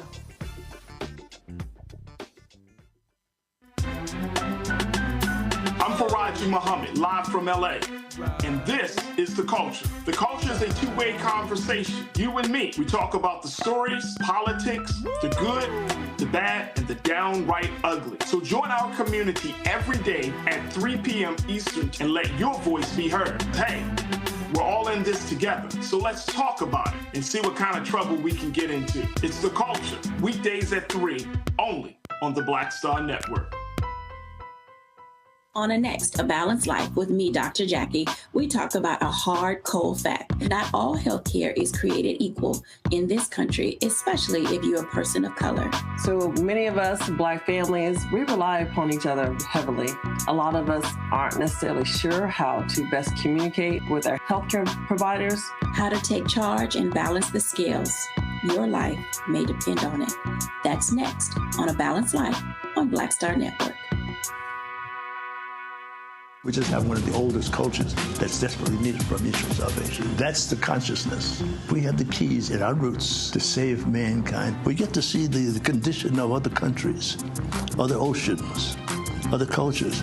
And if we believe in God, a lot of us do, He's telling us if you don't get rid of that stuff that makes somebody superior or inferior and work together for the mutual salvation, everybody's gone.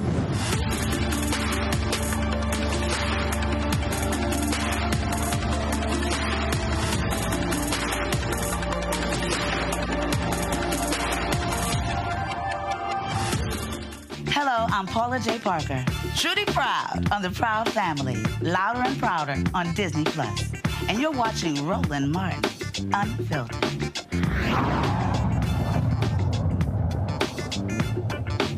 I got it? All right, folks, welcome back to Roland Martin Unfiltered. So, to me, I want to bring you in here. Over the weekend, as I said earlier, South Carolina Senator Tim Scott endorsed Donald Trump. Oh my God,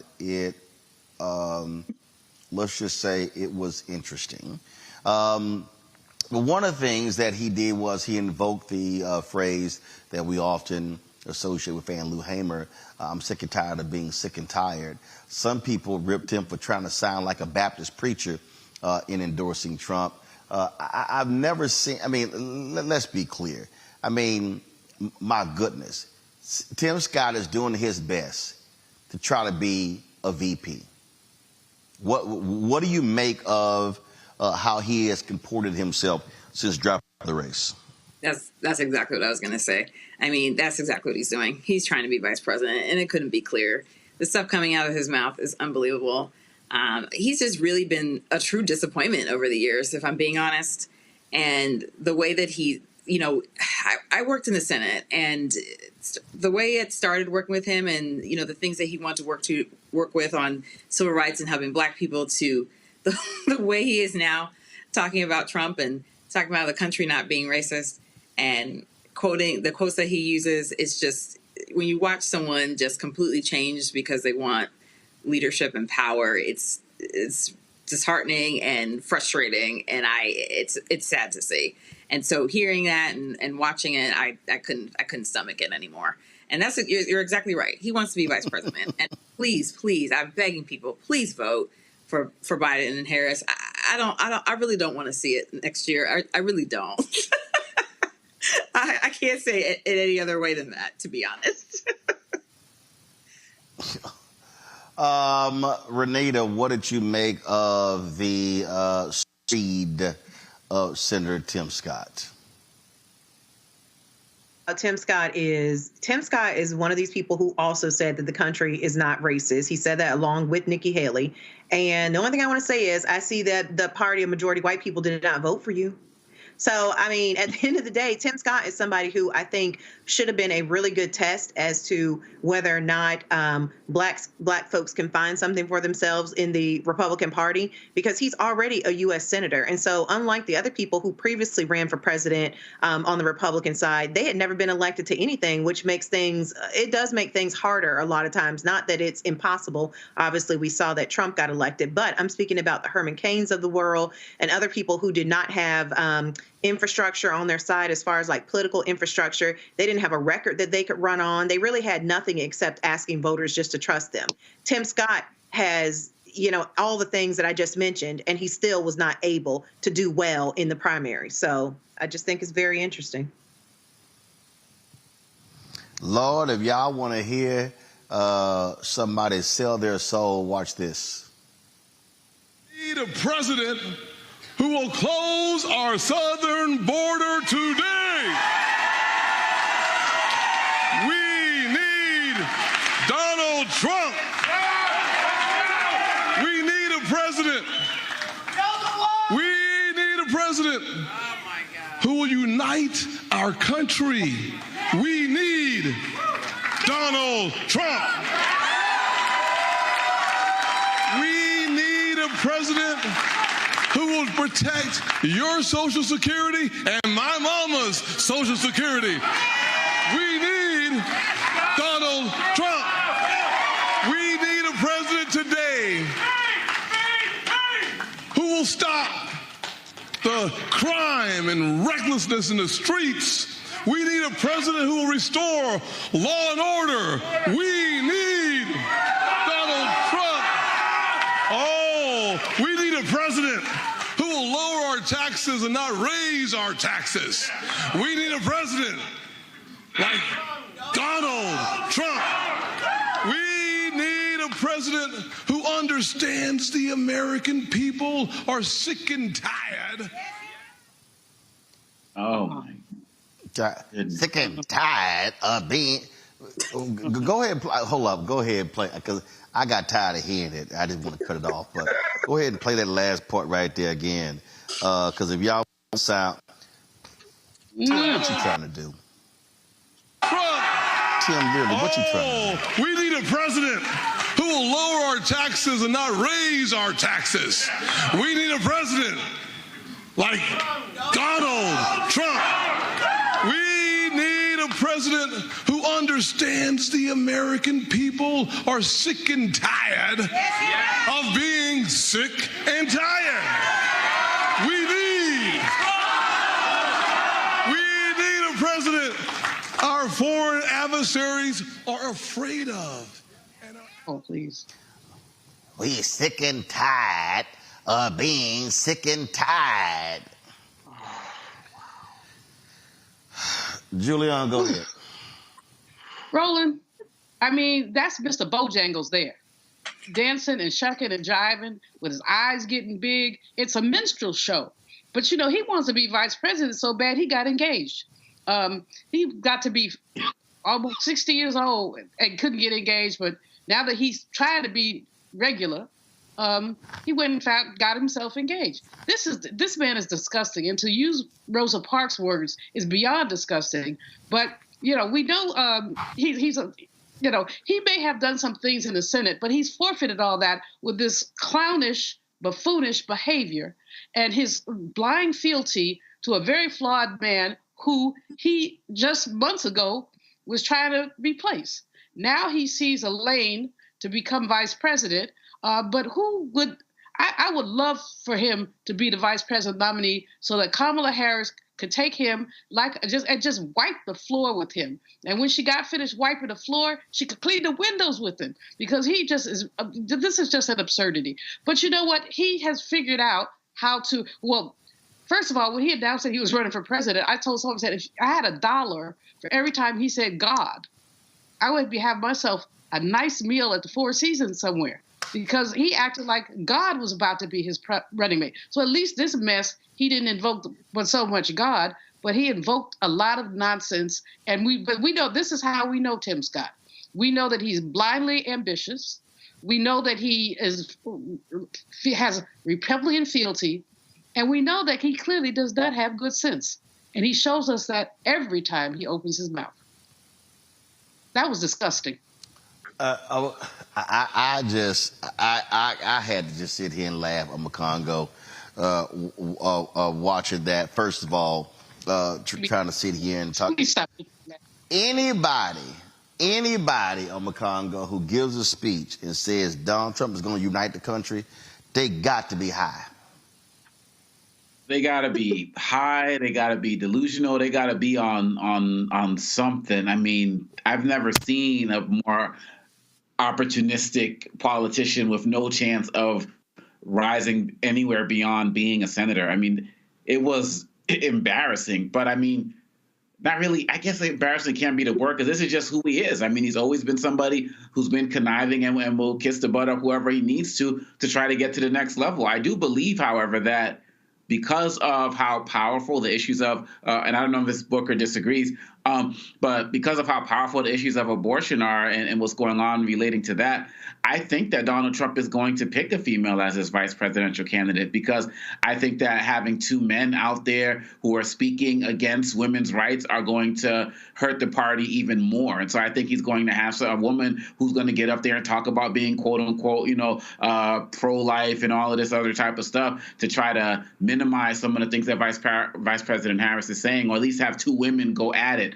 And so I think, Tim Scott's time has truly passed. And I don't believe that the Republican Party is ever going to embrace him or Ramaswamy or any of these guys in any way, shape, or form. This MAGA crowd, they have decided that they want it to be white and male at the top, and as well as in the VP race. And so this is not, I don't know, Tim Scott just looks so out of place, man. He sounds out of place. He looks out of place. And they just look at him as a joke. And so now that, Donald Trump could basically say, I got my other African-American right now. Where's my African-American like he did before? It's right here with Tim Scott. And Tim Scott is just disgraceful. And to disrespect the legacy of Fannie Lou Hamer like that, no respect, no love, but we didn't have any for you anyway. And of course, getting engaged over the weekend. Too late, bro. Too late. They already were questioning whether you were gay during the primary. And he had to actually come and roll his girlfriend out. So, yeah, that's a little too late. Tamia, we appreciate it. Thanks a lot. Thank you for having me. Always a pleasure. All right, folks, got to go to a break. We'll be right back. Roland Martin Unfiltered on the Black Star Network. Hatred on the streets, a horrific scene, a white nationalist rally that descended into deadly violence. White people are losing their damn minds. As an angry pro-Trump mob storms the U.S. Capitol, we're about to see the rise of what I call white minority resistance. We have seen white folks in this country who simply cannot tolerate black folks voting. I think what we're seeing is the inevitable result of violent denial. This is part of American history. Every time that people of color have made progress, whether real or symbolic, there has been what Carol Anderson at Emory University calls white rage as a backlash. This is the rise of the Proud Boys and the Boogaloo Boys. America, there's going to be more of this. Here's all the Proud Boys, guys. This country is getting increasingly racist in its behaviors and its attitudes because of the fear of white people. The fear that they're taking our jobs, they're taking our resources, they're taking our women. This is white fear.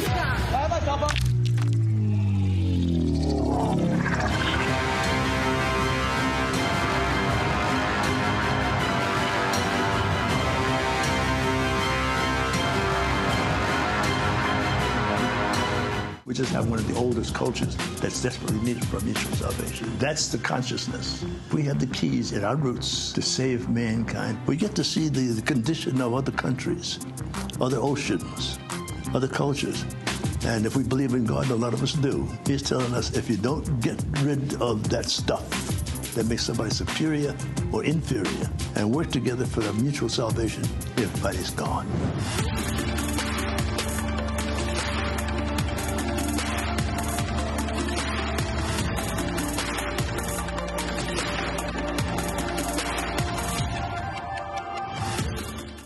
Hi, I am Tommy Davidson. I play Oscar on Proud Family, Louder and Prouder. I don't play Sammy, but I could.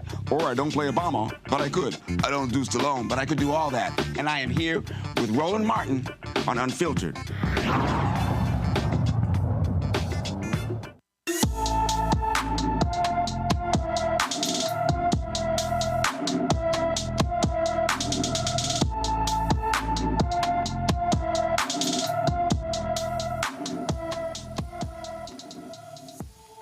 Tiara Cohen has been missing from Miami since December 26. The 17-year-old is 5 feet 1 inches tall, weighs 120 pounds, with black hair and brown eyes. Anyone with information about Tiara Cohen is urged to call the Miami, Florida Police Department at 305-579-6111, 305-579-6111. Folks, the death toll of Palestinians in the Israel fight with Hamas has now hit 25,000. The health ministry in the Gaza Strip said that 178 people were killed by U.S.-backed Israeli troops Sunday, bringing the confirmed death toll to 25,105. A further 8,000 Palestinians are missing and believed to be dead, and at least 62,681 people have been wounded since the conflict began on October 7th.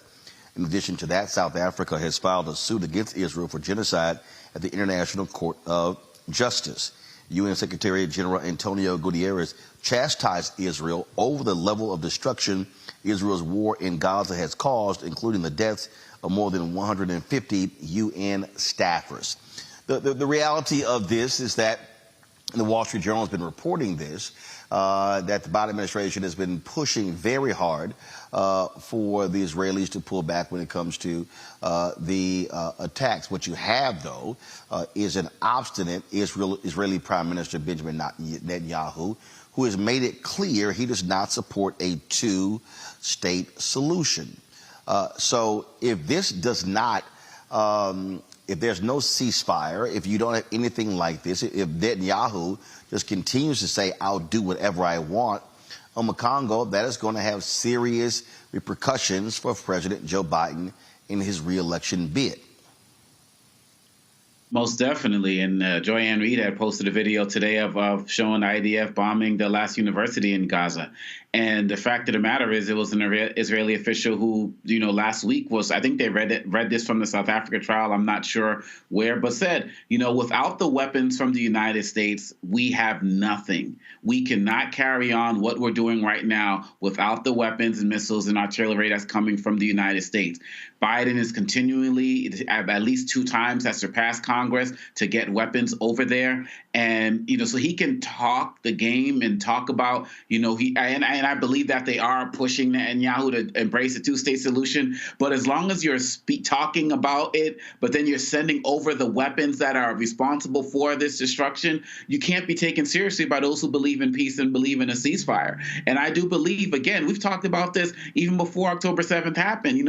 All Trump needs to do is get 50 point plus one. He doesn't need to, increase his base. He just needs to shrink Biden. So when you're looking at places like Michigan with the largest, Arab community in the United States, and many people who are supportive of the Palestinian people, who are looking at this as a genocide and the like, who are saying they will never vote for Biden. Damn the fact that Trump might come in and also round up Muslims in the United States that he's talking about and be infinitely worse than Biden. It doesn't matter, because right now, the optics right now are that, many people look at Biden and the United States government supporting a genocide despite whatever he may be doing behind the scenes. And on top of that, Roland, we have the United States getting pulled into more other things going on in the region. Look what's happening with the Houthi rebels who are being backed by Iran. The United States just had more strikes, on some of their bases because of what's happening with the ships in the regions over there as well. And so this is getting increasingly worse for Biden. And this is the time where they need to really get serious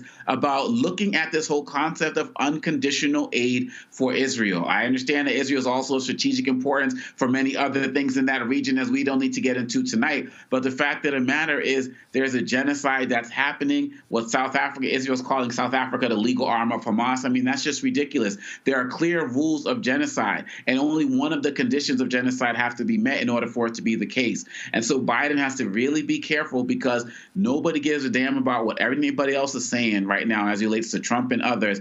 People are looking at the Biden administration. He went over there and gave Netanyahu the big hug and everything as supporting what they are looking at as genocide. And this can really, really hurt him with some voters who are already skeptical about him or just believe that he's responsible for the human rights violations. And Netanyahu, he just wants to keep power. He doesn't care about the Israeli people. He doesn't care about the hostages. This is not about the Jewish people. This is about him trying to keep himself out of jail once all of this stuff finally ends and he's no longer in power. I don't believe this is about protecting the Jewish people in any way, shape, or form. I believe he wanted this war, and he got a little bit more than he bargained for. He didn't expect what happened on October 7th to go down the way it did, as horrific as that was.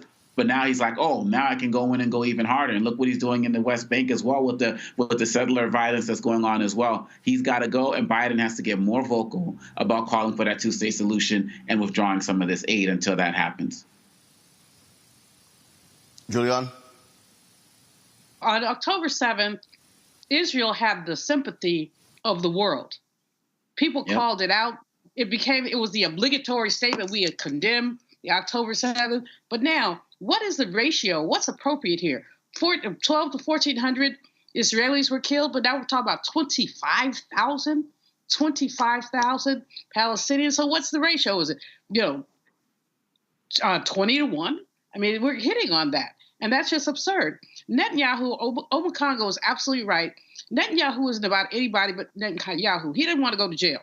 Wish we could find him and Trump some majority jail cells, but that's another story. But he doesn't want to go to jail. He doesn't want this to be over. And let's not forget the role that Israel played in the creation of Hamas. So they created their own monster, their own enemy. But the world is peeling away, looking at this and saying, this is unacceptable. Bombing a university, bombing hospitals, bombing schools, telling people you're in the South, go south, and then when you get south, we're going to bomb the refugee camp. So it's almost like people cannot win in this situation, or the Palestinian people cannot win. And President Biden, I just saw something on television. They were saying these are U.S. bombs that are being used. So we might as well have bombed Gaza. We, the United States, might as well have bombed Gaza. So if I were Palestinian, well, I'll vote for any. I'm yellow dog Democrat, so I would vote. But I mean, if this is that important, there's so many people I know who will not vote. So especially younger Palestinians who will not vote, and others who are looking at this. This is a horrible human rights violation, series of violations, and nobody will put the brakes on Netanyahu. But we must. Will there be any place left for people to go? Who will make them whole? Will there be reparations? I mean, there are a series of questions that need to be asked, and the two-state solution with obviously massive help for rebuilding. But a two-state solution is the only solution that is tenable.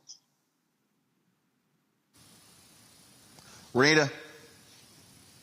Yeah, this is really devastating what's happening in Gaza, because before October 7th, Gaza had a population of about 2 million. And of that 2 million, over 50% of the population was under the age of 20. So what you're mostly seeing is the bombing of essentially children. And so that's why the president has got a tough road here as it relates to re-election, because, people are looking at this, seeing our resources go to bombing children. And in addition, the president is saying, oh, well, I'm putting a lot of pressure on Israel to, do a ceasefire. No, you're not. You're sending them resources. And this goes back to what I've been saying over and over again, which is people can fact check and tell if what you are campaigning on is not what you're actually doing. Twice now, the president has gone around Congress in order to get resources to Israel. I only wish that he would have bent over backwards the way he's bending over to pass his agenda, which is what people voted for. The reason why people voted for him. I wish he had worked this hard as he's worked to get resources to Israel to bomb children on the stuff that we wanted. And so this is just another area where the president really needs to just level with the voters and say, and get serious about making sure that his actions match his words. Because at the end of the day, like I said before, the question is not going to be so much, are Democrats going to go over and vote for Trump? It's going to be whether or not people are just going to vote at all, because every voter has a list of priorities of how they determine if they're going to vote and who they will vote for. And for some, this may not be the top issue on their list as to whether or not they will vote. But for people of all ages who are Muslim, I am hearing Muslim voters say left and right, and it's not just the young people. And people who are not Muslim, they are saying left and right, I will not vote because I am not going to be able to get past the fact that my money went to the genocide of my people. And can you fault them for saying that? I mean, every voter has to set their priorities, and everyone has a line of what a person can do before they say, I'm not voting for that person. And it just feels like every day the Biden administration is waking up and not learning and not realizing that they are frequently crossing that line that makes people say, I'm not going to give you my vote. Folks, hold tight 1 second. Going to a quick break. We come back. One of the children of the Reverend Dr. Martin Luther King Jr. and Coretta Scott King has passed away. Dexter King died of prostate cancer. We'll talk about that next right here on Roland Martin Unfiltered on the Black Star Network. Next on The Black Table with me, Dr. Greg Carr, author Dr. Maribel Mori, on her astounding and enlightening new book, White Philanthropy, a history we're betting you've never heard before. Don't miss an eye-opening episode of The Black Table, only on Black Star Network. When you talk about blackness and what happens in black culture, we're about covering these things that matter to us, speaking to our issues and concerns. This is a genuine people-powered movement. There's a lot of stuff that we're not getting. You get it, and you spread the word. We wish to plead our own cause.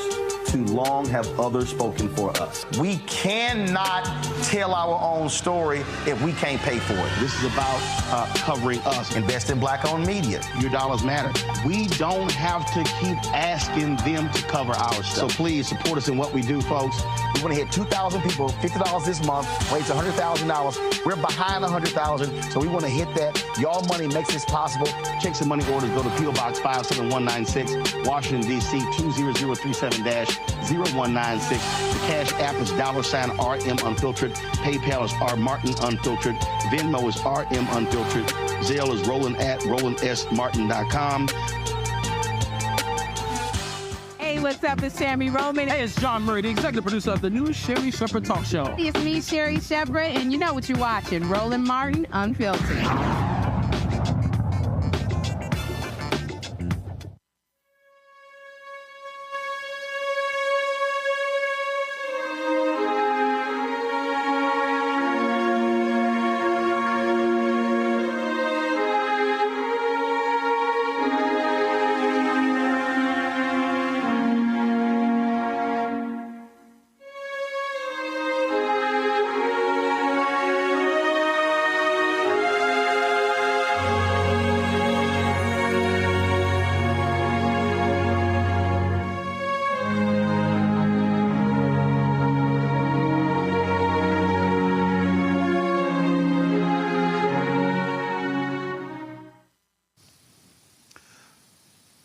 Folks, today we learn of the passing of Dexter King, the youngest son of Reverend Dr. Martin Luther King Jr. and Coretta Scott King. He was 62 years old. He passed away at his home in Malibu, surrounded by his family. He was 62 years old. For a long time, he worked with the King Center. At one point was chairman of the King Center as well, which was established by his mother. But he was largely the president of the King Estate, which managed the licensing of his father's image and likeness. Out of all of the children, he had, of course, an uncanny, look, so much resembling his father. But the reality is, he was not necessarily as involvement in the movement as his siblings. The eldest daughter, Yolanda, she passed away several years ago. Ironically, when she showed up at Dexter's home, she collapsed there in the doorway. His brother, Martin Luther King III, as well as sister, Reverend Bernice King, have continued to be very vocal, very out front, very involved.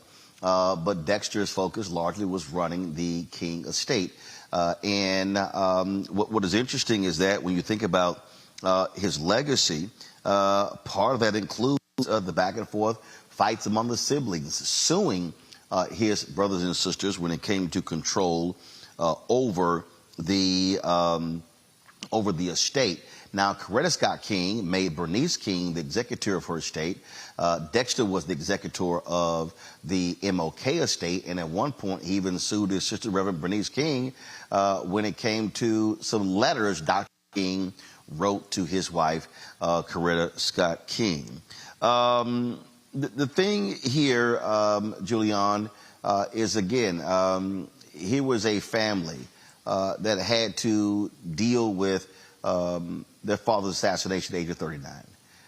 Them learning about him being murdered on television before their mother could even tell them.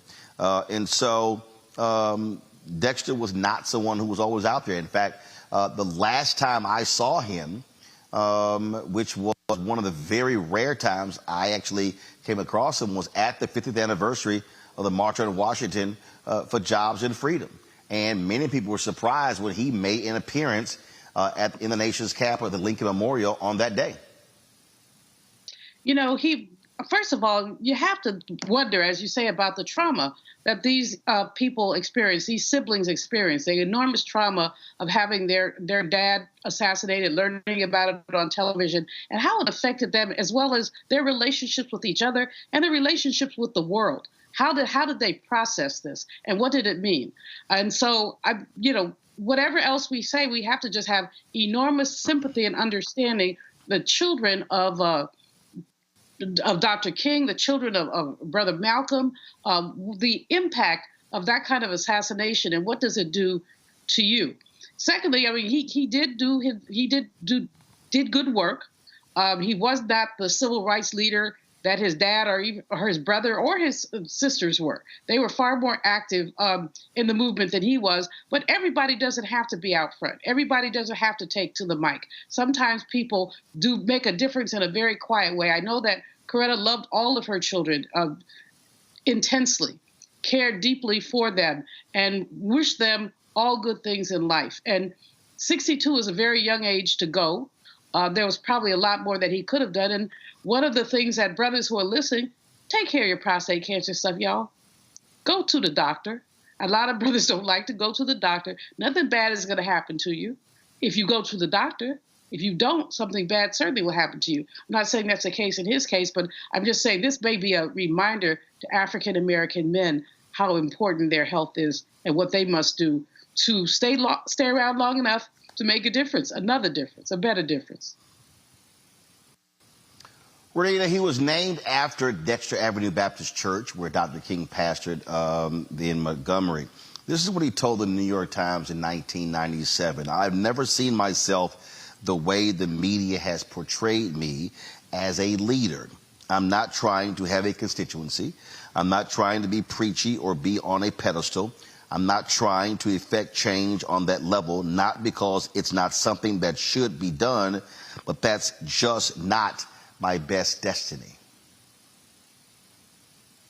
Well, it's exactly as you said, Roland. I think you summed up his life's work perfectly in introducing the story, because he is somebody that is not was not frequently seen, standing up for social justice in the same way that his siblings do as it relates to being a part of the King family. He was more tasked with, he was an attorney, and he was more tasked with keeping the legacy of his family alive, not from a social justice perspective, but from an actual tangible resources perspective, and managing the image of the family and his father in particular. And so things like what you mentioned, the King Center and other resources that help you remember his father's work, are really what he spent his life doing. And so even as somebody who lives right here in Atlanta, I can say that, you don't frequently see him in public. He's certainly not as public as, or certainly was not as public as his siblings. And I think that he really just focused a lot of his work on managing the family's image and making sure the legacy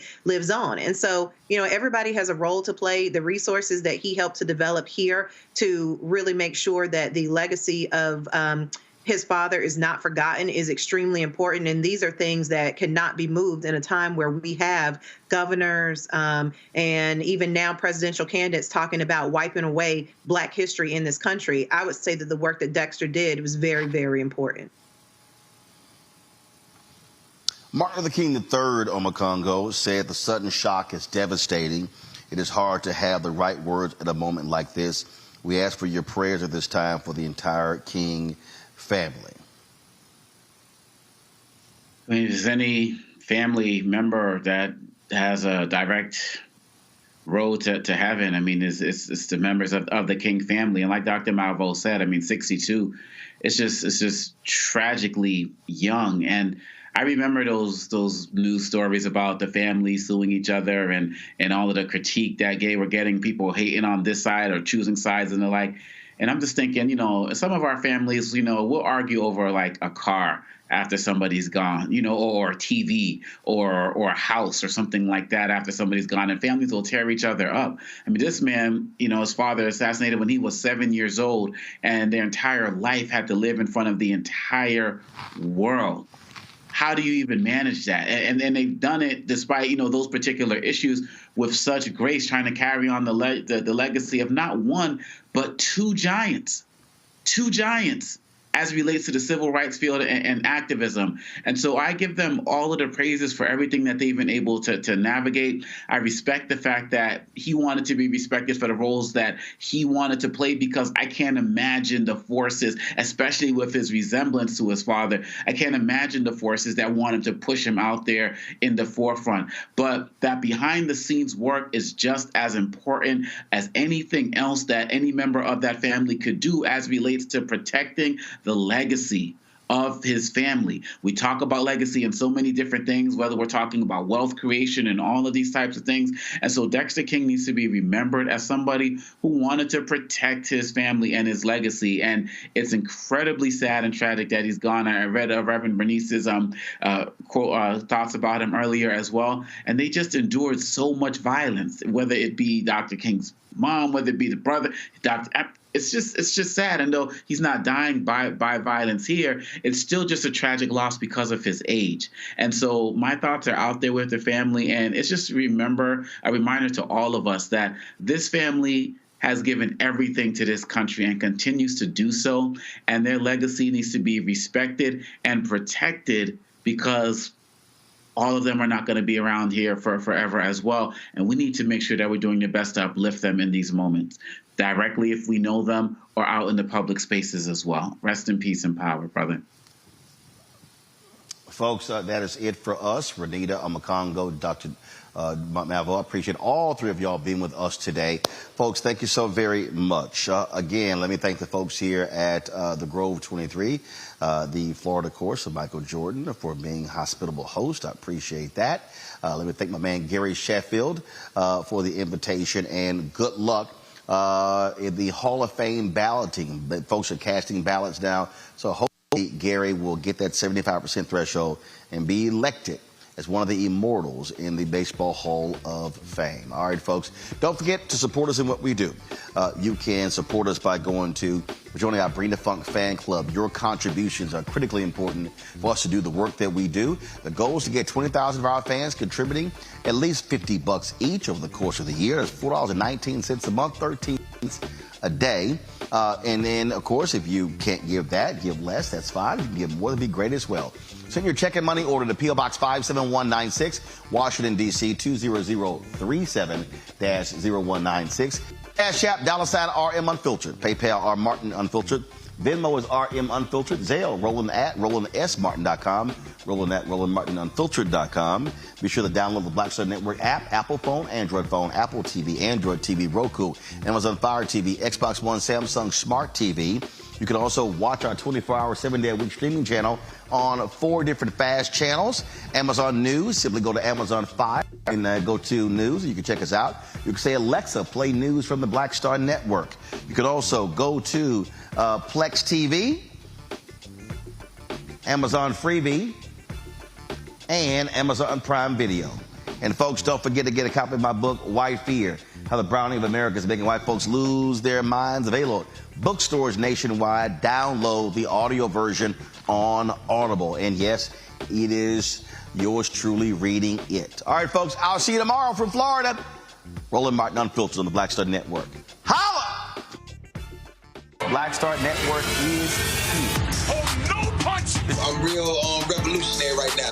Thank you for voice of Black America. All momentum we have now, we have to keep this going. The video looks phenomenal. See, this difference between Black Star Network and Black-owned media and something like CNN. You can't be Black-owned media and be scared. It's time to be smart. Bring your eyeballs home. You dig?